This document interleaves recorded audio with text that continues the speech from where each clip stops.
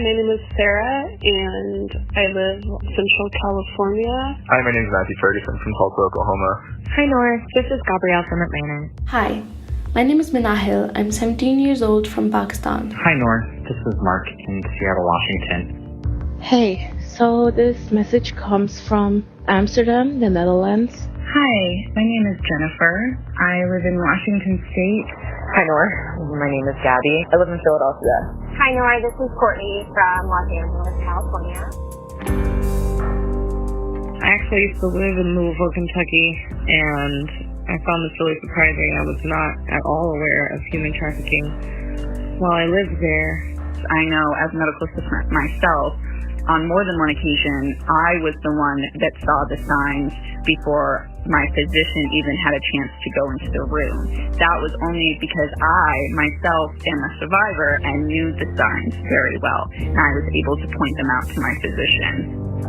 I have paid for sexual services. You know, I still have very mixed feelings about it. I don't think it's a thing I'll do again, but I can't say for sure. We like to see things as black and white, and that's all. We like right and we like wrong. But what we always choose to ignore is those million shades of gray in between. I think back to when my abusive boyfriend, who I thought loved me, introduced me to this older white dude, and he told me that he has a lot of money. And I was just so naive to the concept that he wanted me to get that money from him.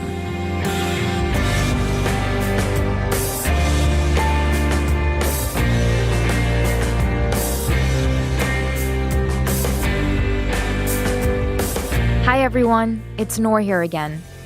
I want to thank you all for sending in your messages. I've listened intently and I've learned from so many of your stories.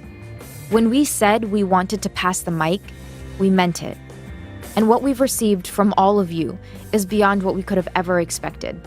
Every single time we listened to one of your stories, we realized time and time again how the issues we talked about this season affect all of us, one way or another. This time, instead of taking you on my personal journey, I want to go hand in hand with you on our collective journey through Sold in America, Season 1. I started out on this journey reflecting on why I so badly wanted to report on the sex trade in the first place. And it was hard, but many of you listening to the podcast also started listening because of your own personal experiences. Hi, Noor. Rachel here. I have learned so much about the sex work industry and actually about myself. I truly did not even identify that I had been sex trafficked until listening to your podcast. It's had me think back on a lot of what I went through, and I was so naive and so sheltered. I think back to when my abusive boyfriend, who I thought loved me, introduced me to this older white dude, and he told me that he has a lot of money. And I remember honestly thinking, okay, cool, good for him. Like, why would you be telling me that he has a lot of money? And I was just so naive to the concept that he wanted me to get that money from him. He put me in a lot of situations that I wasn't comfortable with and expected me to come home with money. Whether I actually had sexual interactions with this person or not, he was upset with me if I did not come home with money. And when I did come home with money, he would take all of it.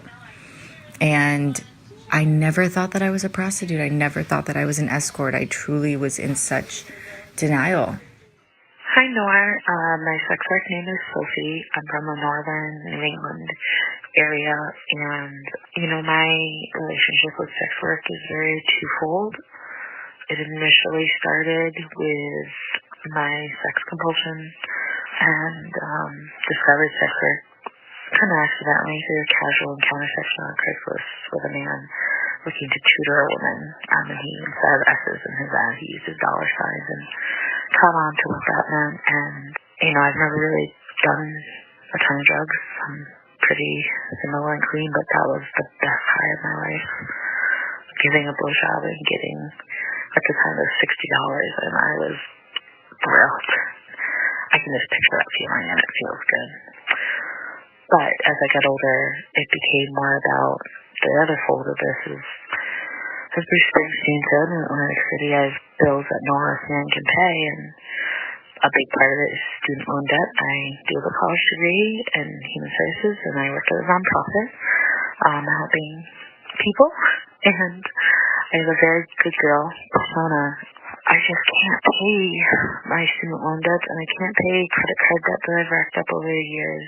Anyways, now I'm 30, and I'm trying to get my act together, and in some ways I do, but then I look at all this debt, and I just can't. I can't do it with my current job. I can't, even if I got a huge promotion or left my agency for a different, like a state agency, it'd be very challenging.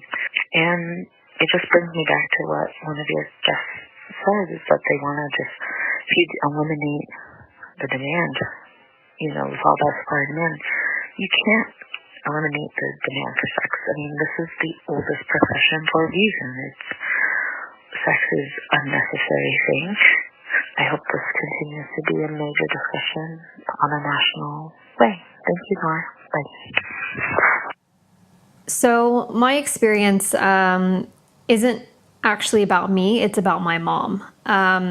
So we grew up in San Diego, California. I live in London now, but anyway, so growing up with my mom, from as long as I could remember, I knew that she was on drugs, and I knew kind of what was going on, I guess. And it's not that I thought it was okay. It's just that it kind of became our normal. I came to terms with the fact that my mother would go to the extent of exchanging sexual acts and sexual, behaviors, I guess, in our home for drugs because she couldn't afford it anymore.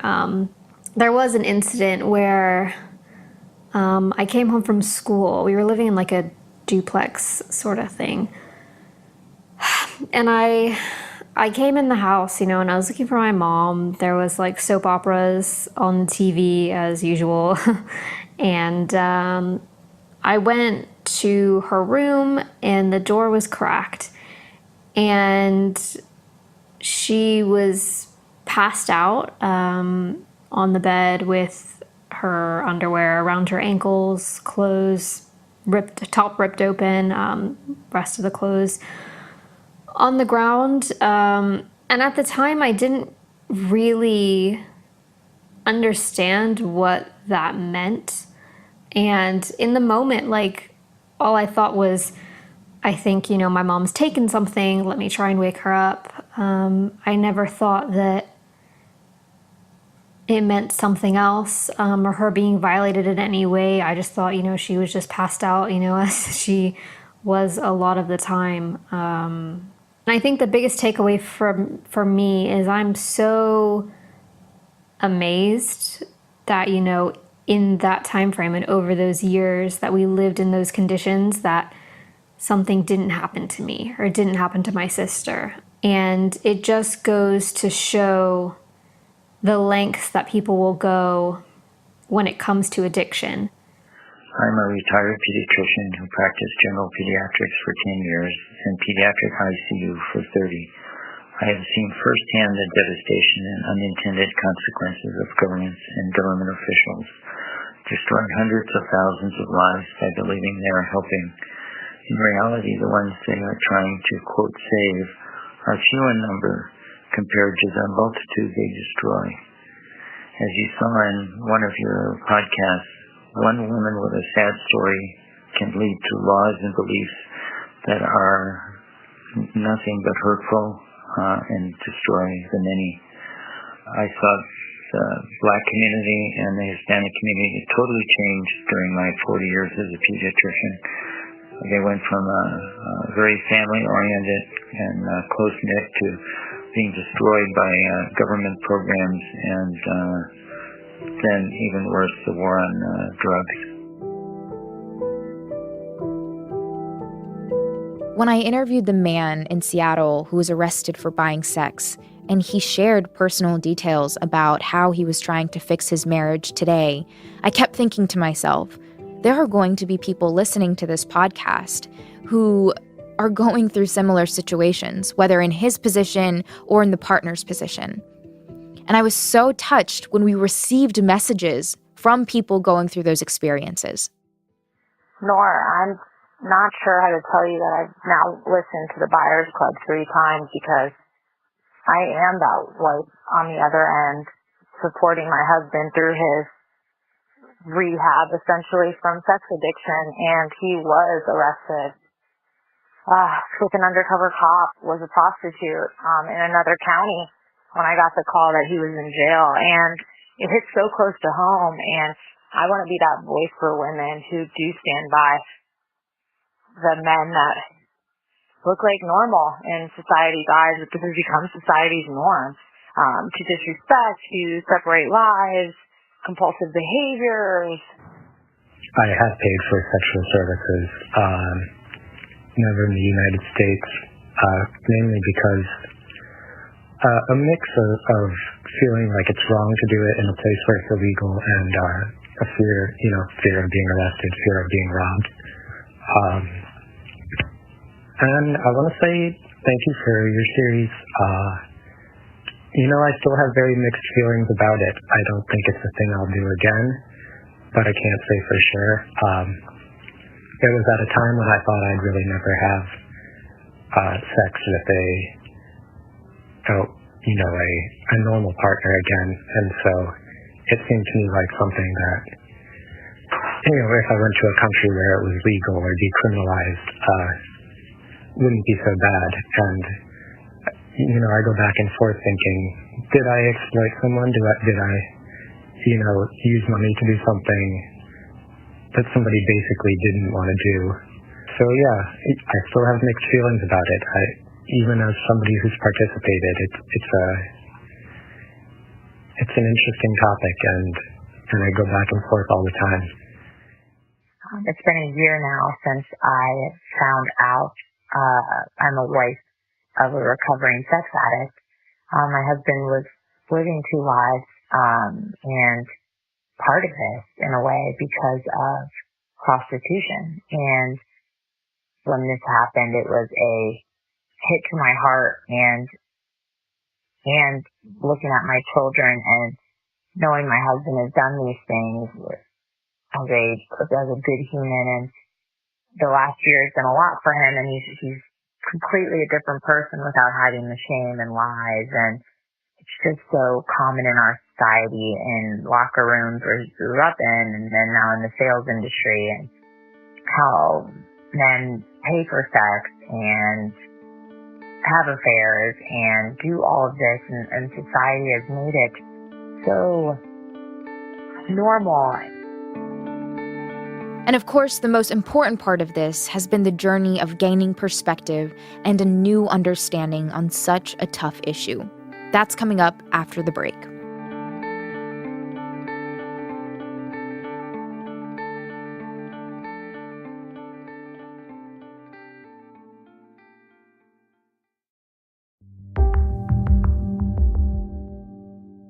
At the beginning of the season, I asked all of you to keep an open mind. And based on all of your feedback and messages, you did. Because the one thing that we've heard from you since day one until today is how this podcast has completely changed your perspective on the sex trade. I think that prostitution among adults should be decriminalized. That's my personal starting point. Because of similar ideas to what Maggie said, I don't think that selling sex is inherently morally wrong.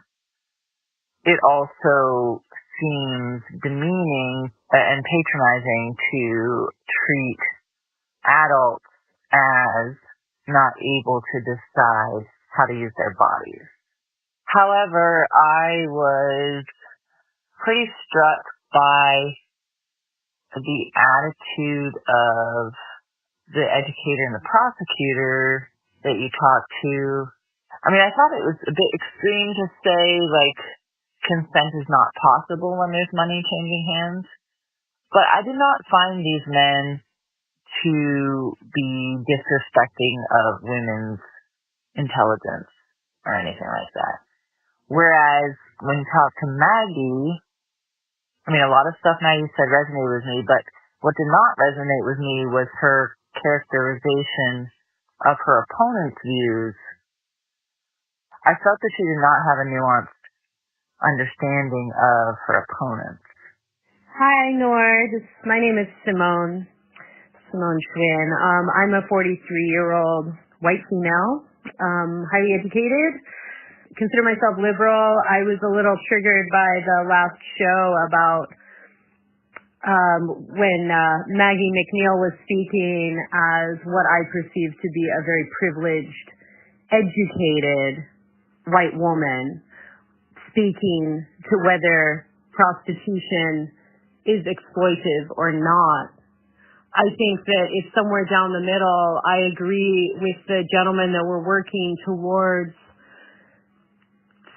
changing the culture behind how men's attitudes towards women. I actually believe that prostitution should be legal and highly regulated.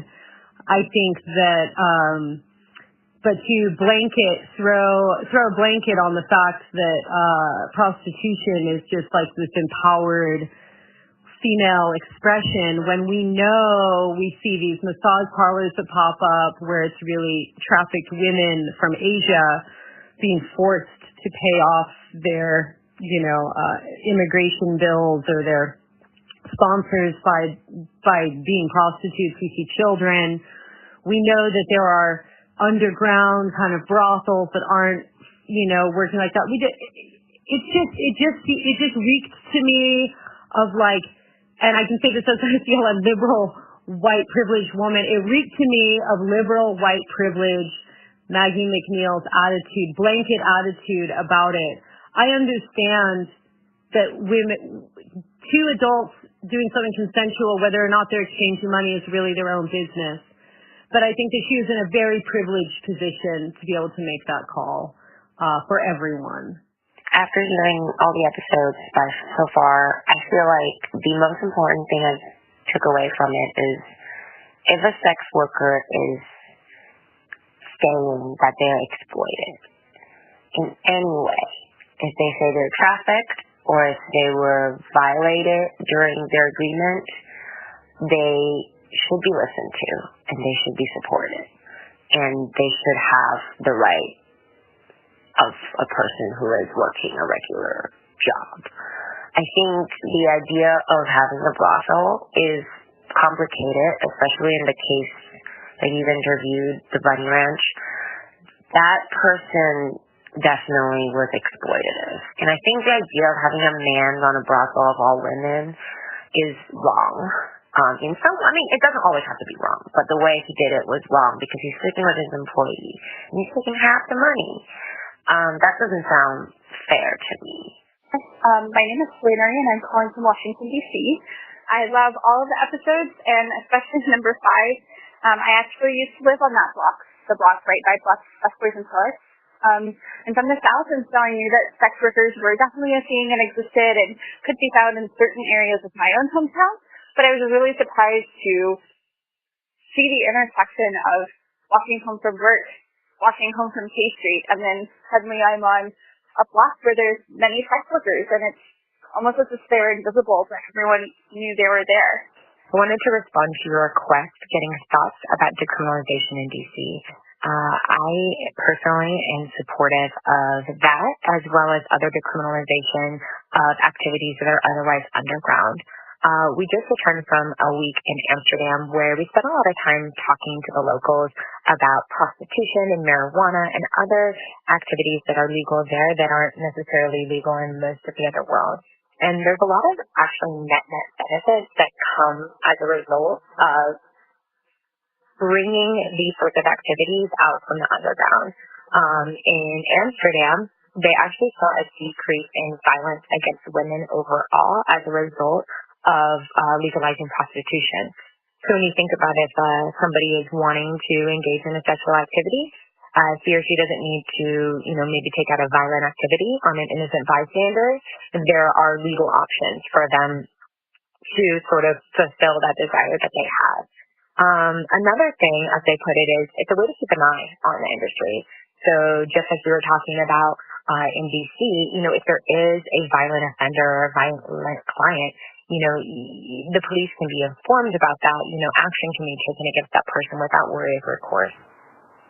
Hi, Noor. Okay, so I just listened to the Survival Sex podcast episode, and my initial reaction on Leah's story is, or even the whole decrim movement that she's trying to push for. I see the sensibility. I see why it makes sense. Honestly, I personally think that if you take out the anything moral related to the sex work profession, and think of it as just like someone going for a 9-to-5 job. Hi, Noor. This is Amy. Sex workers are not pariahs, and they're not, they should not be made to feel less than in this country. Your podcast has really got my mind running because this tragedy with sex work, which is sort of what it is an intersection of so many issues in our world right now. Like, we see the failures of our system in so many ways, like, come to light just with this singular issue. Like, we see the failures of capitalism, for example, like the fact that so many women feel like they have no choice but to hit the streets is because and only because we have to pay to survive. And that is the singular failing of capitalism, in my view, is that it makes it so that we are all slaves to this system where if we don't make money, we can't eat and have a roof over our head and live a normal life. And so many women end up hitting the streets because they feel like they have no other choice.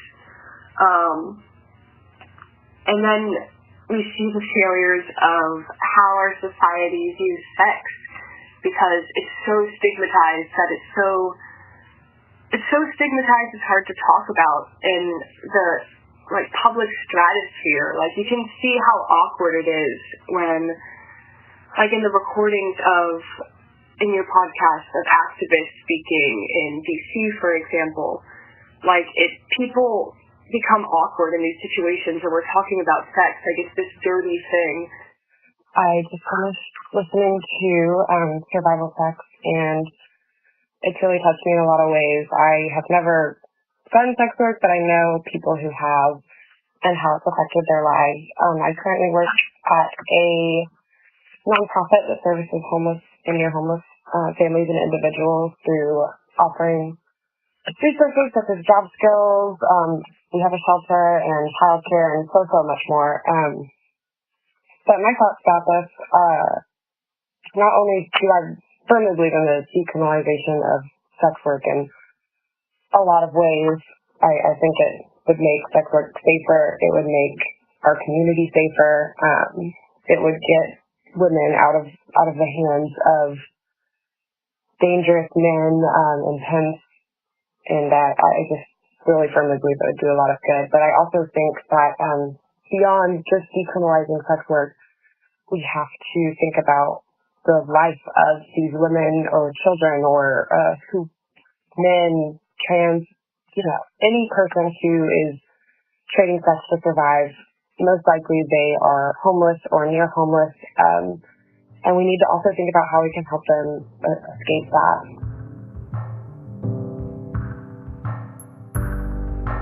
Hearing all of these stories matters. When there are so many injustices going on in the world, there is always something you can do to be a part of the change, even on a personal level. And you let us know. We've gotten thousands and thousands of messages from medical professionals to policymakers to lawyers to activists, students, and lots from survivors of sexual violence. I want to genuinely thank you for listening so carefully and so intently to every episode in Season 1, even when it was really hard to do. And I want to thank the people who opened up to us about how hard it was to listen sometimes, but why they felt it was so important to do so. We couldn't have possibly included all of the voicemails you sent to us, but we heard every single one, and we were completely moved. These stories are impossible to tell without you all. And we will always keep that in mind for what is to come. So stay tuned, stay subscribed, and we'll keep you posted.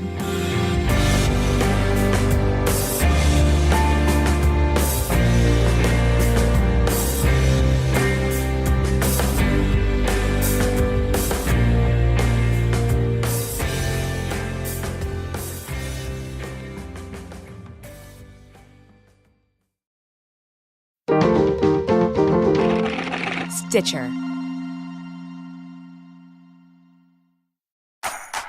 Hello, I'm Josie Long, a comedian and a writer and all of that stuff, and I'm a whole lot of fun. And I'm Johnny Donahoe. I'm also a comedian, also a writer and an actor, and I'm quite fun. You're loads of fun. Thanks, mate. You're tons of fun. This is our podcast, and it's called Josie and Johnny Are Having a Baby. With You. And if you can't tell from the title, we are about to have a child. We really are. And we're clueless. We really are. We have a whole host of questions that we're trying to ask, like... How are we going to pay for this thing? Is it a problem if you lose it? How are we going to work around this thing? We're asking lots of famous people who happen to already be parents to help us answer these questions and more. Josie and Johnny Are Having a Baby With You is out now. And you can hear it on Stitcher, on Apple Podcasts, or wherever you get your podcasts. Well, your only job in the beginning is to feed and change and hold. Feed and change and hold. But you need to sleep as well. Johnny, that's adorable. Okay.